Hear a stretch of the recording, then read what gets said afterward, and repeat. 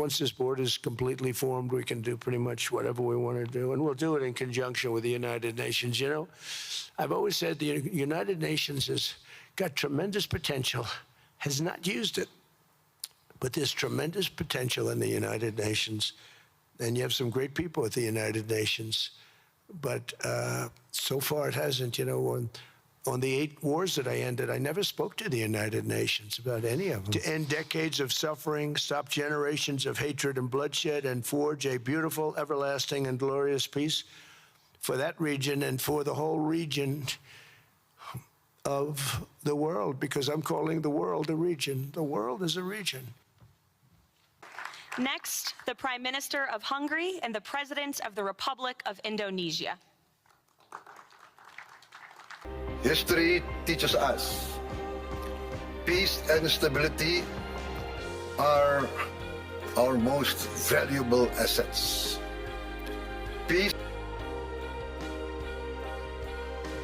Board of Peace ini jadi apa? Dewan Perdamaian atau lembaga perdamaian kan asal usulnya kemarin itu loh, Israel dan Palestina, gencatan senjata. Ini fase keduanya kan? Ya, jadi kemarin kan gencatan senjata di mana Indonesia turut aktif loh. Walaupun kita harus akuin peran Presiden Trump penting banget tuh. Karena dia kan dekat bukan hanya dengan Israel tapi juga dekat dengan Arab Saudi, ya, dengan Qatar, ya, pemimpin negara Arab yang Turki yang juga kan? Turki juga dia undang khusus Erdogan. Pak Prabowo diundang kan bersama Pak Erdogan, bersama beberapa pemimpin negara Arab yang penting, Qatar terutama. Nah, begitu selesai kan next step-nya adalah selain perlucutan senjata Hamas, ya technicality seperti itu kan pertanyaannya bagaimana membuat gencatan senjata itu langgeng dan yang paling penting bagaimana membangun kembali Gaza. Di kalangan negara ASEAN hanya Indonesia dan Vietnam menyertai Board of Peace Mr. Trump yang dilancarkan di Davos beberapa jam yang lepas. Malaysia masih was-was. Begitu juga dengan negara-negara Eropah sekutu, dikatakan sekutu Amerika, Perancis, Germany, United Kingdom, Italy tidak menyertai Board of Peace kerana mereka tahu temberang Trump kalau dikaitkan dengan hal Greenland. Begitu juga dengan Rusia dan China yang mempunyai kuasa veto di PBB tidak menyertainya kerana tahu apa tujuannya, sebab Board of Peace ni asalnya adalah untuk pembangunan, memantau pembangunan semula Gaza. Tapi piagam yang dilancarkan sebentar tadi, dia tak sebut langsung Gaza.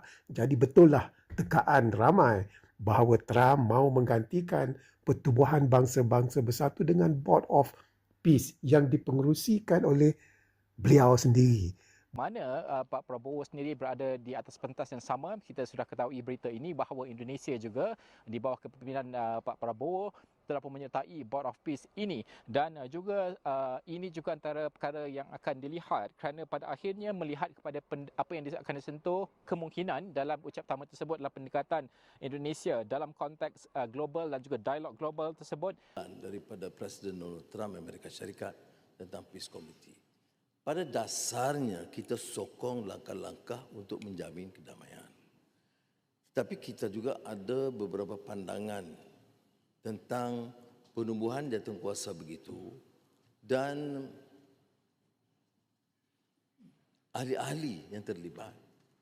Jadi bangkangan kuat juga, umpamanya kedudukan mantan Perdana Menteri UK Tony Blair yang terlibat secara langsung dalam pembantaian dan serangan terhadap Iraq pada satu ketika, dan sikapnya yang dianggap tidak telus dan adil dalam isu Palestin dan Gaza.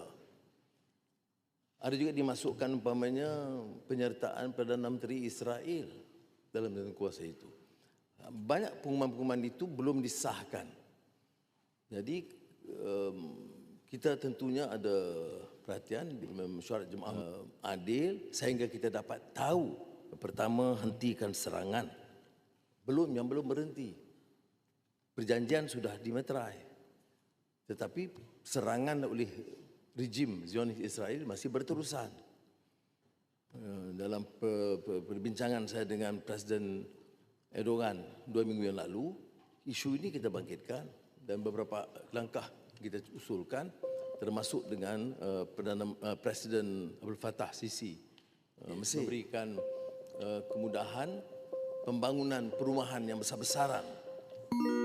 Tapi itu dihalang sampai hari ini, dihalang oleh Israel. Jadi maknanya ada perdamaian, makan minum tak terjamin. Jadi sebab itu Malaysia agak berhati-hati. Satu reaksi yang agak mengejut di negara jiran kita, Indonesia. Sebab Bapak Presiden telah pun sebut bahawa dalam ucapan di PBB. To close, I would like to reiterate again Indonesia's complete support for the two-state solution in Palestine. We must have an independent Palestine, but we must also recognize, we must also respect, and we must also guarantee the safety and security of Israel. Only then we can have real peace and no longer hate and no longer suspicion. The only solution is this two-state solution. Wow. Itu tak pernah dicakap, tak pernah disebut oleh mana-mana Presiden Indonesia. Lebih-lebih lagi Perdana Menteri Malaysia lah, sebab kita tak pernah cakap yang kita akan iktiraf Israel. The furthest we've gone is two-state solution. Maknanya kita acknowledge lah Israel tu ada. Ya. Tetapi yang ini Prabowo buat calculated move. Dia buat satu keputusan, perkiraan strategik, kata okey, mungkin inilah masa saya boleh menonjolkan Indonesia. Mungkin di mata Amerika Syarikat. Dan saya beranikan diri untuk cakap, I will recognize Israel selepas Palestin diiktiraf dan diwujudkan secara rasmi oleh semua masyarakat ataupun international community. Dan kedua, kita juga akan sokong supaya keselamatan Israel dijamin. Saya nampak reaksi di Indonesia sangat banyak reaksi lah, tetapi banyak yang negatif lah. Sebab ramai yang tak sanggup dia punya presiden cakap begitu dalam keadaan sekarang.